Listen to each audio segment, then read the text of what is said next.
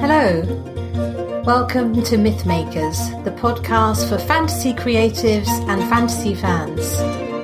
Now, my name is Julia Golding and I'm the director of the Oxford Centre for Fantasy who brings you this podcast. And we've promised to keep on ranging around all the themes to do with fantasy, but today I thought I'd go back a little bit to an episode we did a couple of weeks ago about audio versions of Lord of the Rings. This was prompted by Andy Serkis producing his mammoth work, doing all the voices. But that made me go back and have a look at the other Tolkien-inspired audiobooks out there beyond Lord of the Rings. So I thought I'd give you a rundown of the ones I know well, and also I delved into some of the ones I don't yet know, just so you know what's out there. Now, we have to start again with Andy Serkis, because he did a version of The Hobbit last year in 2020.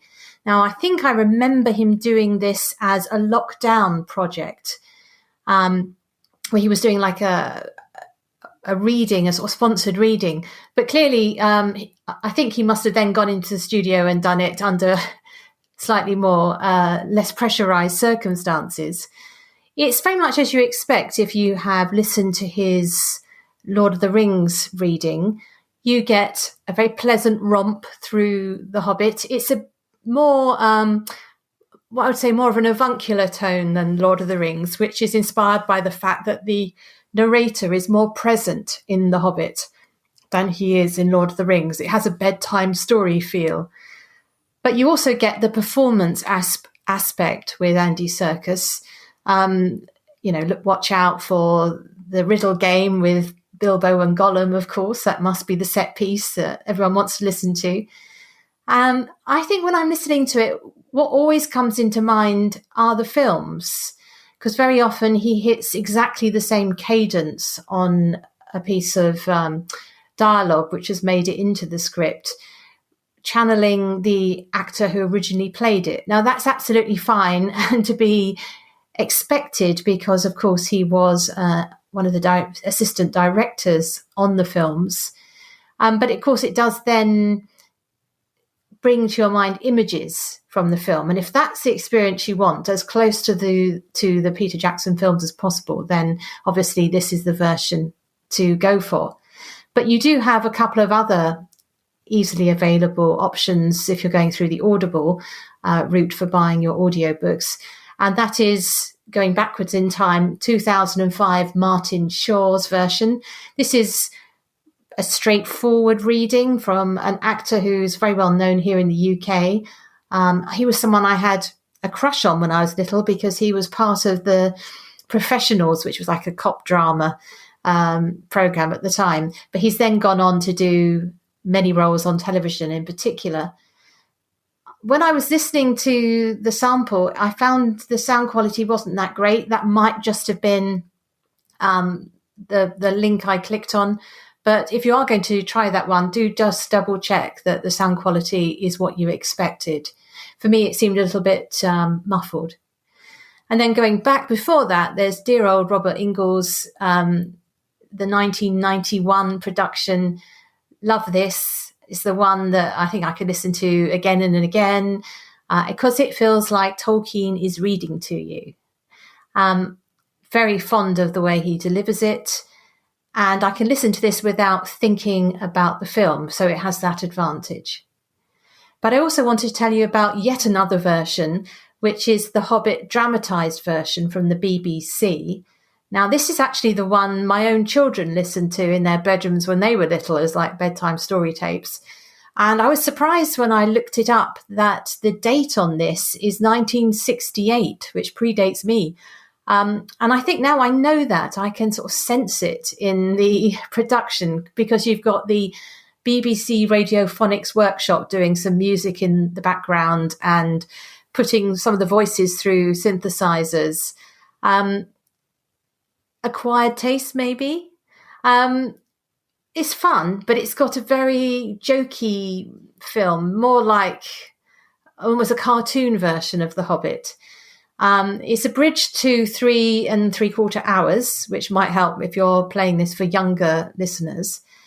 I think the strongest part of this for me is the interpretation between the narrator and Bilbo. So you've got an actor called Anthony Jackson doing the storytelling role, the sort of Tolkien role.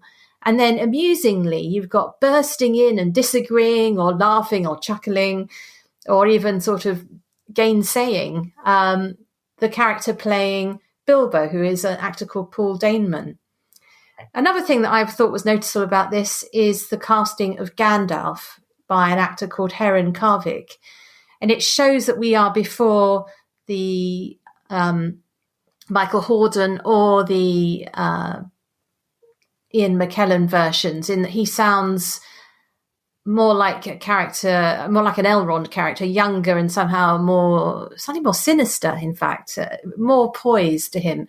So which I thought was really interesting, coming back to it now after not having listened to it for quite a few years.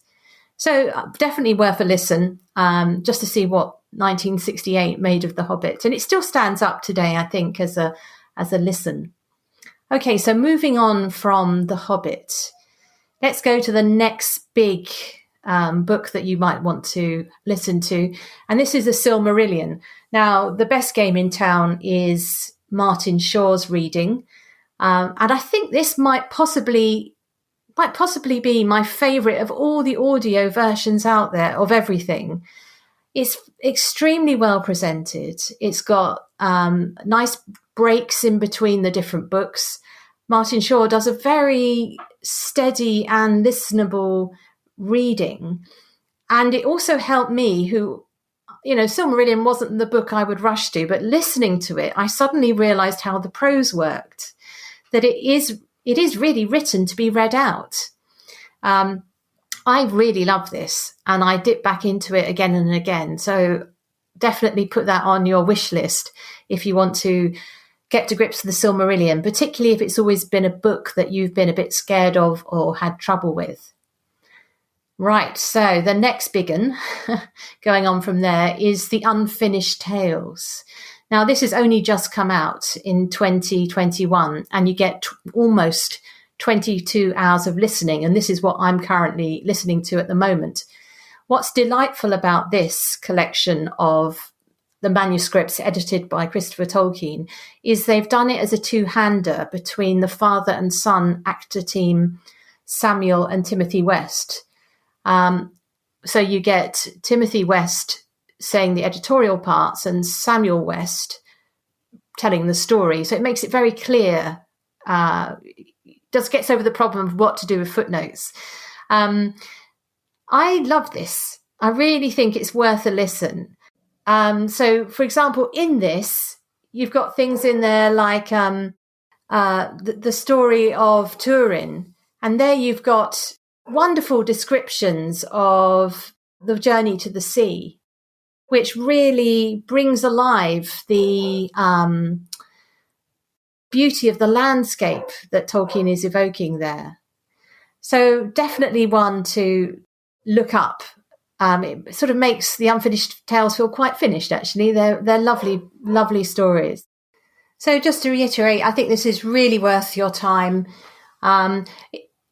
particularly because I think there's a feeling sometimes when you're getting into the weeds of the Tolkien manuscripts as, is it worth my time? I've read the Silmarillion. Why should I read another version of the same tales? What more can I get? And it's more than just an expansion. It's more of a dip into the poetry of Tolkien that you get listening to it like this. So definitely have a listen. Now, going on, of course, we've got lots of the little, well, not that little really, because they often end up about 8 hours of listening time. But there are the other manuscripts that cover quite a lot of the same material, but were edited by Christopher Tolkien and put out as separate works. So we've got, highlight amongst this is The Children of Húrin, of course, which came out in 2006, read by Christopher Lee. So if you can't get enough of your Saruman, obviously this is the one to go for. I found it very moving how much he enjoys saying the names of places. And also I was amused when sometimes a word would come up which chimed with something he said as Saruman, like the word power. And immediately I can see him in his white robe, obviously a much missed actor. So a little bit of classy Christopher Lee in that. And then another in the sort of similar area is the Fall of Gondolin, which is one of the main events of the First Age. And here it's produced in 2019, and they use the Timothy West, Sam West combination for that. I haven't listened to this all the way through. It sounds a very, if you're particularly interested in the Fall of Gondolin, it sounds a great way to actually hear that story, because the way they split it between the two makes it very clear.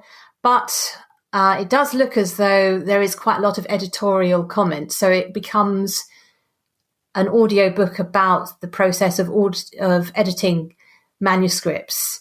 So it probably is more of a specialised interest, that one, than those who are just going for a story.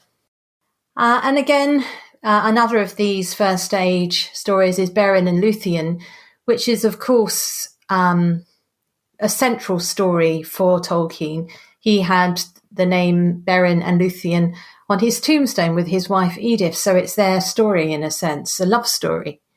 And here we get the Wests out again. It was only done in 2020. Similar things, you may feel you've already heard the story of Beren and Luthien in the various places, but the team of two narrators is very strong. Again, not the first one I'd buy. I think I'd go for the Unfinished Tales. If you're looking for the Sam and Tim West version, go for that first, not least because it's huge and lots of listening. But yeah, why not? It's pretty much a beautiful story, isn't it? Okay, now here are some smaller ones which are worth looking into. There are several versions of Tales from the Perilous Realm. Now, that's the name given to a collection of stories, which includes Rover Random, Farmer Giles of Ham, The Adventures of Tom Bombadil, Leaf by Niggle, and Smith of Wootton Major. These can also be bought separately, so be careful you're not buying the same thing twice. This particular edition, the straightforward reading, is read by the wonderful Derek Jacobi, who delivers it suitable for, it's a sort of these are children's tales, particularly Rover Random, and that is the feel of those.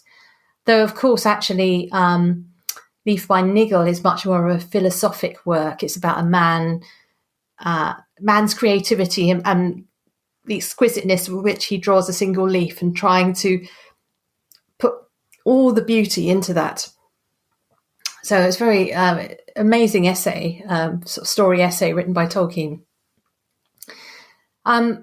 These are lovely, but as I said, the big warning here is don't buy it twice.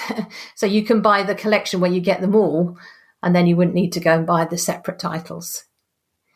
But I found in this little trawl that there is also a version of Tales from the Perilous Realm, which was done by the BBC. I didn't know this existed till I started looking all this up. It's got Michael Hordern in it as Gandalf. He obviously plays Gandalf in the BBC dramatised version of Lord of the Rings. And as he died quite a long time ago, it puts us back at that time, back in the 80s. It's definitely got a top team of voice talent. Brian Blessed is in there, James Grout. These are all, wonderful voice actors. And there is an added audio portrait of Tolkien put together by Brian Sibley, which draws on the BBC resources of interviews with the author himself and with others. So I haven't yet listened to that yet, but I think I'm just going to put that on my wish list now because it sounds a great listen. So that's the little run through. Just to recap, I think for me, possibly my favourite Hobbit might be the Rob Ingalls one. My favourite Silmarillion, in fact, the only game in town really is Martin Shaw, but it's my favourite of all the audiobooks. And I think Unfinished Tales by the West is the one I would go to listen to for them of all the various readings they're doing. Now, I always, in all these podcasts, end with where is the best to go in a fantasy world for something.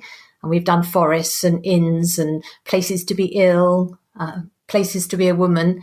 And today I decided I'd pick on places to be a singer, because one of the things that comes out in audiobooks is how good the readers can sing. Poor old Andy Serkis is where he's challenged on this. Rob Ingalls does a very good job. And the BBC Radiophonic Workshop does an interesting treatment, shall we say, of the songs. You have to listen to them just to get the vibe. If you know the theme tune for Doctor Who, you can get a sense of the area in which they're working electronically. It was the new thing back in 1968. Anyway, so I was thinking, where in all the fantasy worlds is the best to be a singer? And I've just been listening over the last couple of weeks to a series by a new writer to me, a lady called Michelle Diner, who writes sci-fi fantasy. And in her Class 5 series, I think it's a great place to be a singer. Now, the concept of this is that we're in a universe where humans have been abducted as part of a scientific mission by the bad guys in this world. And they get rescued over the various sort of books, the people taken as specimens. But the wonderful thing is that to the race who rescues them, human singers, any of us who can sing a tune, are amazing, because in that culture, they have very few singers and it's a highly prized art. So they've got sort of 5 singers for all the planets in their system. And so these human women coming along are a real shock to the system. And they have great fun in this book by people at various times saying, "Happy birthday to you." And because they put someone's name in it, it becomes like an astounding cultural revelation. There's some very funny moments where they sing "Always Look on the Bright Side of Life," which in a very dull moment. And people are astonished that they're able to sing at these times. Anyway, I love the humour of that and the concept that you didn't have to be a very good singer. But in this world, you're Beyonce, you're Adele, you're Pavarotti, as far as they're concerned. Oh yeah, and look out for the rendition of Bohemian Rhapsody. That's probably a very high moment. Anyway, I love the comedy of that. So hands down, the best place to be a singer is in the sci-fi fantasy world of Michelle Diner's Class 5 series. So thank you very much for listening, and I hope you enjoy the audio versions I've mentioned. Goodbye. Thanks for listening to Mythmakers Podcast, brought to you by the Oxford Centre for Fantasy. Visit oxfordcenterforfantasy.org to join in the fun. Find out about our online courses, in-person stays in Oxford, plus visit our shop for great gifts. Tell a friend and subscribe wherever you find your favourite podcasts worldwide.